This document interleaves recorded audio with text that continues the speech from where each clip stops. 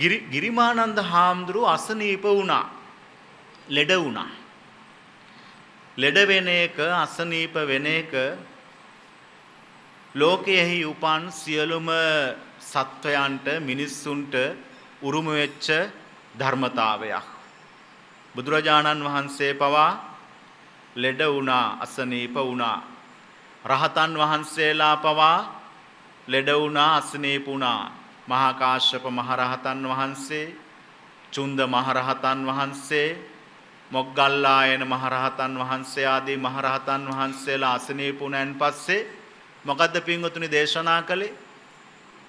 මොකද්ද දේශනා කළේ? සප්ත බොජ්ජංග ධර්ම. සප්ත බොජ්ජංග ධර්ම දේශනා කරලා උන්වහන්සේගේ අසනීප තත්වයන් දුරු වීම පිණිස ඒ දේශනාවන් සිදු කළා. ගිරිමානන්ද හාමුදුරුවෝ ලෙඩ වුණා, අසනීප වුණා. මේ බව දැනගත්ත කවුද? දැනගත්ත ආනන්ද හාමුදුරුවෝ. ආනන්ද හාමුදුරුවෝයි ගිරිමානන්ද හාමුදුරුවෝයි හරි මිත්‍රකමක්, කුලූපක බවක්, යහළුකමක් පැවතුණු දෙදෙනා වහන්සේ නමක්.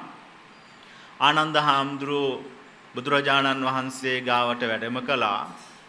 වැඩම කරලා බුදුරජාණන් වහන්සේට වැඳ එකත් පස්සක ඉඳගෙන කිව්වා, බුදුහාමුදුරුවනේ ගිරිමානන්ද හාමුදුරුවෝ ලෙඩ වෙලා, අසනීප වෙලා. ඒ නිසා ඔබ වහන්සේට හැකියාවක් තිබෙනවා නම් ගිරිමානන්ද හාමුදුරුවෝ ගාවට වැඩම කරලා උන්වහන්සේගේ සැප දුක විමසලා අවශ්‍ය කරන ධර්මදේශනාවක් සිදු කරන්නටයි කියලා ආනන්ද හාමුදුරුවෝ මතක් කළා බුදුහාමුදුරුවන්ට. බුදුහාමුදුරුවෝ වඩින්න බැහැ කියලා කිව්වේ නෑ.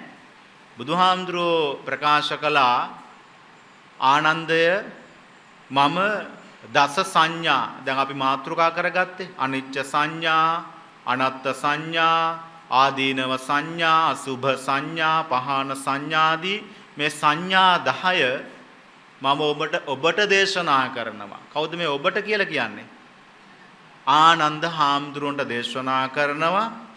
හොඳට අහලා මතකයේ තබාගෙන නැවත ගිහිල්ලා ගිරිමානන්ද හාමුදුරුවන්ට දේශනා කරන්නයි කියලා කිව්වා.